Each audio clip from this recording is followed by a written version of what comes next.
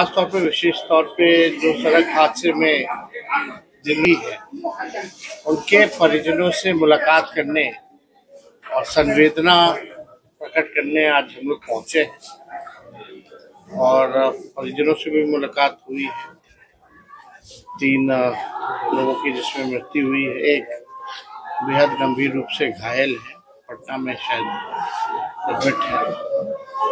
और इस सिलसिले में हम लोग यहाँ आए हैं और पार्टी के नेता और कार्यकर्ताओं से भी जो है हम लोगों की मुलाकात होगी, बातचीत होगी और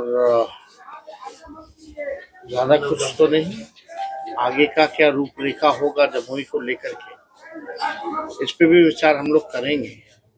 लेकिन खास तौर पे जमुई जिले में इस बार हमारी कोशिश है कि पूर्व में जो नतीजे आए हैं इस बार और मजबूती के साथ पार्टी को, संगठन को हम लोग मजबूत करें और रिजल्ट जो है जमुई में इस बार हम लोग चौंकाने वाला रिजल्ट जो है, इसीलिए हमारी कोशिश भी रहेगी आगे कि लगातार जमुई का दौरा हम करते रहें और जहाँ भी जरूरत होगी पार्टी को, जमुई जिला के हमारे साथियों को उस जरूरत को हम लोग जो है पूरा करेंगे। और जो जमुई की जनता की जो मांग होगी, जो मुद्दे होंगे, उसको भी हम लोग जो है मजबूती के साथ उन मुद्दों को भी उठाएंगे और अपने एजेंडे में भी हम लोग जो है रखने का काम करेंगे। इसीलिए हम लोग आए हैं। और कोई सवाल होगा तो जातिगत सरकार ने लागू किया है अभी ये सेंसस होना था 21 में, हर 10 साल बाद सेंसस होता है। ऑलरेडी 4 साल विलम्ब हो चुका है। कल केंद्र सरकार ने कैबिनेट में निर्णय लिया कि जो सेंसस होगा उसमें जातीय जनगणना को भी इंक्लूड किया जाए। तो ये तो लालू जी और सामाजिक न्याय और समाजवाद और जो हमारे पुरखे हैं, ये उनकी जीत है। 96-97 में जब देवगौड़ा जी प्रधानमंत्री थे और लालू जी उस समय जनता दल के अध्यक्ष थे और हम लोगों की सरकार थी, तभी ये निर्णय लिया गया था 2001 को देखते हुए, क्योंकि हर 10 साल बाद होता, तो 2001 में सेंसस होना था कि 2001 में जाति जनगणना जो है वो होगा। वो कैबिनेट का डिसीजन उस समय का है और अब लगभग 30 साल बाद जो है हमारे मांगों को, हमारे दबाव में सरकार को झुकना पड़ा है। और सबसे पहले हम ही लोगों की सरकार ने, महागठबंधन की सरकार ने, आपको भी पता होगा कि हम लोग प्रधानमंत्री जी से मिलने गए थे। मेरा ही प्रस्ताव था, विधानसभा में रखे थे, हम ही सबको लेके गए थे। तो उस समय तो प्रधानमंत्री जी ने मना कर दिया था। प्रधानमंत्री जी तो कहते थे कि 4 जाति है, आपस में लोग लड़ेगा, विद्वेष पैदा होगी। ये प्रधानमंत्री जी का पूरी तरीके से जो आप कह सकते हैं ये ऑन रिकॉर्ड स्टेटमेंट है। भाजपा ने तो हमेशा से विरोध किया। ये तो हम लोगों की ताकत है, लालू जी का संघर्ष का नतीजा है। और लालू जी ने तो 2015 में ही कहा था कि किसी भी कीमत पर जो है कान पकड़वा करके भी संघियों से अगर करवाना पड़े तो करवाएंगे। हुआ है। अब साथ में थे। अब विजय चौधरी कह रहे हैं कि तेजस्वी पाखंड कर रहे हैं और कांग्रेस वाला पाखंड कर रहा है जातीय जनगणना को लेकर के। जिस तरह से जातीय जनगणना का बात हुआ, क्रेडिट लेने की होड़ मची हुई, उसी में विजय चौधरी कह रहा है। किस बात का क्रेडिट? हम करवा, ये एजेंडा किसका है? बीजेपी वाले कह रहे हैं ये बीजेपी का कभी से एजेंडा रहा ही नहीं है। बीजेपी और आरएसएस तो इसके विरोध में रहे हैं भाई, विरोधी रहे हैं। वो तो कहते थे कि जात पात फैला रहा है। अब हम पूछना चाहते हैं कौन जात पात फैला रहा है? ये तो भाजपा के लोग विरोधी रहे। नीतीश जी की भी सरकार रही 20 साल एनडीए में, और जाति आधारित गणना कब हुआ? जब हम डिप्टी सीएम थे, 17 महीने की सरकार थी। और ये तो ऑन रिकॉर्ड है। जिन मंत्री जी लोग को ज्ञान नहीं है, देवगौड़ा जी के कैबिनेट का निर्णय एक बार पढ़ लो। ये तो ऑन रिकॉर्ड है, किसी से छुपाया हुआ थोड़ी है। तो 2001 में क्यों नहीं कर दिया अटल बिहारी जी की बीजेपी की सरकार ने? करना चाहिए था। फिर 11 में सेंसस होना था तो यूपीए की सरकार थी, तो मनमोहन सिंह ने सोशो इकोनॉमिक सर्वे किया था। तब तक इधर सरकार गिर गई। जब आपको नतीजा सुनाना था, पब्लिक डोमेन में लाना था, तो अरुण जेटली जी आते हैं, कहते हैं डेटा करप्ट हो गया। फिर लगातार हम लोगों की मांग रही, सड़क से सदन तक हम लोग लड़ते रहे। लालू जी ने कई बार 15 में, हमने तो कल भी उनका जितना ट्विटर था, जितना भी आर्टिकल था, राजभवन मार्च किया, सब कुछ दिखाया। इन लोगों ने क्या किया? सड़क पे कभी देखिए इन लोगों को? जेडीयू के लोग भी अगर सड़क पे आए हों जाति आधारित जाति जनगणना को लेकर के, तो एक आंदोलन, एक संघर्ष बता दे। लेकिन आप ही के महागठबंधन भाई, बिहार मॉडल और तेलंगाना मॉडल की बात हो रही है। हमने किया, 20 में हमारे एजेंडे में था, हमने किया। आरक्षण की सीमा हमने बढ़ाई, इन लोगों ने फंसा दिया। बोल रहे थे शेड्यूल 9 में डालो, अनुसूची 9 में डालो, तमिलनाडु की तर्ज पे। क्यों नहीं डाला केंद्र सरकार? बल्कि हमारे कैबिनेट ने, बिहार सरकार की कैबिनेट सिफारिश की थी, क्यों नहीं किया? ये भी होगा, ये भी हम लोग करवाएंगे। हमने ही सबसे पहली बार जो प्रधानमंत्री के सामने बिहार विधानसभा जो शताब्दी समारोह चल रहा था, तो हमने ही मांग की थी कर्पूरी जी को जो है अब दीजिए भारत। उससे पहले तो बिहार विधानसभा जो शताब्दी समारोह चल रहा था, तो हमने ही मांग की थी कर्पूरी जी को जो है अब दीजिए भारत। उससे पहले तो किसी ने प्रधानमंत्री के सामने चू तक नहीं की। तो क्या फायदा मिलेगा? तो जो हम ये कह रहे हैं कि लालू जी और हमारी पार्टी आगे आगे रहती है, सरकार पीछे पीछे रहती है। लालू जी 30 साल पहले की सोच आज जो है इम्प्लीमेंट करना पड़ा है। पत्थर रख करके भी लोगों को करना पड़ा है। फायदा मिलेगा विधानसभा चुनाव? देखिए, इसका सिर्फ अब तो सेंसस होगा, परिसीमन से पहले तो हो जाना चाहिए, जो मैंडेटरी है। बाइफिकेशन जो होगा उसी हिसाब से होगा, परिसीमन उसी हिसाब से होगा। जब सेंसस होगा तभी ना, तो सेंसस में इंक्लूड होगा। अब क्या आता है, क्या क्या असली हमारी लड़ाई तो ये रहेगी कि भाई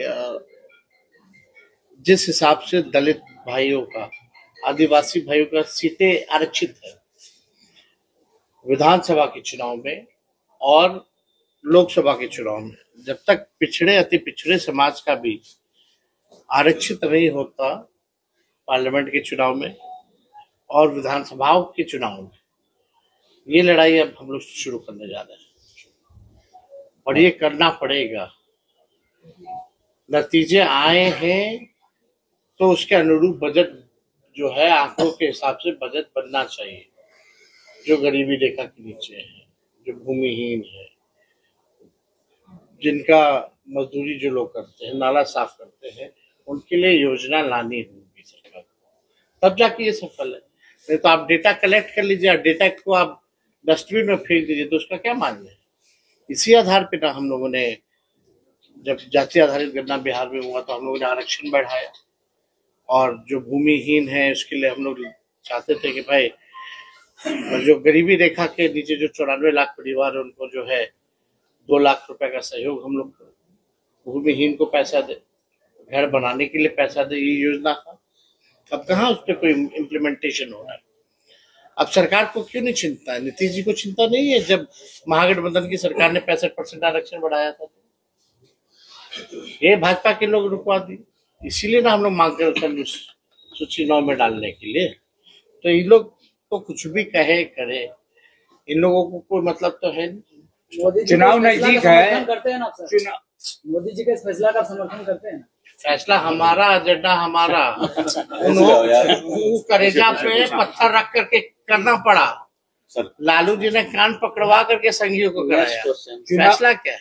चुनाव नजदीक है, कई पार्टियों की तरफ से यह बयान आने लगा कि भाई सरकार बनने दीजिए, शराबबंदी को खत्म करेंगे। क्या? तो चुनाव नजदीक है, कई पार्टियों की तरफ से ये बयान आ रहा है कि मैं आने दीजिए, शराबबंदी को खत्म करेंगे। कौन क्या कहता है, ये उनका एजेंडा है। सर नाम लेके बोला जा रहा है कि 2 बार डिप्टी सीएम रह चुके हैं, उसी समय ये कानून बना था शराबबंदी वाला, तो इसमें आगे क्या? बात तो सुनो जी, नशा मुक्त बिहार और देश होना चाहिए। हम लोग नशा के खिलाफ हैं। पहली बात, कानून बना और हम लोग सरकार में रहे कितने महीने, 17 महीने 18 महीने, 5 साल में क्या। इम्प्लीमेंटेशन जो है वो पुलिस को कराना है। अगर शराब मिल रही है तो गृह मंत्री कौन है? पुलिस महकमा किसके अंतर्गत आता है? मुख्यमंत्री अपने पास रखे, तो जिम्मेवारी किसकी? सवाल सर वही है कि सालों बीत जाने के बाद भाई वही तो बात है ना। तो जब शराब बिखी रहा है पूरे बिहार में, तो फेलियर किसका है? प्रशासन का है, मुख्यमंत्री का है। और कार्रवाई किस पे हुई? 14 लाख से भी ज्यादा लोग जेल में हैं।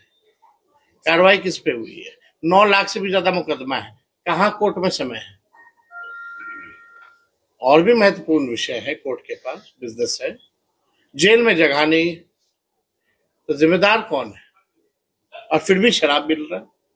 और आपको बता दें, सबसे ज्यादा शराब जो आ रहा है वो अंग्रेजी आ रहा है, यानी अंग्रेजी पीने वाला तो जेल नहीं जा रहा, जो नकली दारू पी रहा है, देसी पी रहा है, वही जेल जा रहा है। और सबसे ज्यादा अंग्रेजी दारू मिल रहा है, लेकिन अंग्रेजी पीने वाला कहाँ जेल जा रहा है बताओ? अंग्रेजी दारू तो 4 गुना 3 गुना महंगा हो ना गया, कम से कम 1000 रुपया 500 रुपया बॉटल मिनिमम होगा, तो गरीब तो पीता नहीं है वो। तो अंग्रेजी पीने वाला कहाँ जा रहा है, ये ना बताओ। कौन अंग्रेजी पीने वाला को जेल में डाला है? प्रशांत किशोर लगातार सवाल खड़ा तो कर रहे हैं। हमारा ये था कि इसमें हम लोगों ने कई बार बोला था कि भाई तारीख को जो है इसमें, क्योंकि तारीख जो है नेचुरल है और इसको अलग हम लोग करेंगे। जो रोजी रोटी जो हमारे पासी समाज के लोगों का है, घर परिवार जो है, पढ़ाना लिखाना घर चलाना मुश्किल हो रहा है, उनका आर्थिक नुकसान हो रहा है, तो इसको देखते हुए हम लोग जो है ये निर्णय लिए हैं। ये हम लोगों ने ऐलान किया है कि कानून जो बना है शराबबंदी का, उसमें से तारीख को हम लोग बाहर कर देंगे। सर महागठबंधन में सीट बंटवारे को लेकर किस स्थान चल रहा है, ऐसा आपके विरोधी लोग कह रहे हैं, तो सीट बंटवारे को लेकर बातचीत हो रही है आप लोगों की? सीएम फेस भी बातचीत तो हम लोग की होती रहती है, हर विषय में बात होती है। यहाँ कोई चीज का कंफ्यूजन नहीं है। हम बोलेंगे तो आप लोग मानिएगा नहीं, तो व्यूज चाहिए होता है, टीआरपी चाहिए होता है, तो उसके लिए कुछ ना कुछ चर्चा करना पड़ता है। तो इसकी तो छूट है आपको। अब हम किसी के मुंह पे तो ताला लगा नहीं सकते, हम तो अपनी बात पे बोल सकते हैं। ना सीएम चेहरे को लेकर के कोई कंफ्यूजन है, ना सीटों को लेकर के कोई कंफ्यूजन है। अब जहां है वहां तो है ही, लेकिन उसकी बात कौन करेगा? चर्चा तो है कि बस चुनाव तक, चुनाव के बाद कोई और। आपके यहाँ जब सीएम के फेस को लेकर कंफ्यूजन नहीं है, तो कंफ्यूजन को दूर कर दीजिए। हो गया, स्पष्ट है, सब लोगों को पता है, होशमंद लोग, होशियार लोग सब जानते हैं। अब उनको क्या जम्मू में है, जम्मू का उम्मीदवार कौन होगा? हेमंत सोरेन जी से हमारी इस विषय में बात हुई है, अगर बात होगी तो जरूर बताएंगे। जम्मू से उम्मीदवार कौन होगा? टेररिस्ट अटैक को लेके मोदी ने सेना को खुली छूट दे दी है, क्या रिएक्शन है आपका? मुझे ना खुली छूट यानी पहले नहीं थी क्या? बात देखिए, एक बात को समझना पड़ेगा, इस मामले को लेकर के, देश के सुरक्षा को लेकर के कोई कॉम्प्रोमाइज नहीं होना चाहिए, कड़ा एक्शन होना चाहिए, इस पे लापरवाही नहीं होनी चाहिए। लापरवाही होती है तो जांच करा के सजा सरकार को दिलाना चाहिए। और इस विषय पे सभी विपक्षी दलों ने ऑल पार्टी मीटिंग जब बुलाई गई थी, तो हमारा राष्ट्रीय जनता दल भी था उसमें, और हम लोगों ने, रक्षा मंत्री, गृह मंत्री, सब लोग बैठे, स्पष्ट कर दिया गया है कि सरकार कार्रवाई करे और पूरा विपक्ष उनके साथ खड़ा रहेगा। जो कार्रवाई करना है वो करे। तो हम लोग तो ये चाहते हैं कि कार्रवाई हो, दोबारा ऐसी घटना ना हो।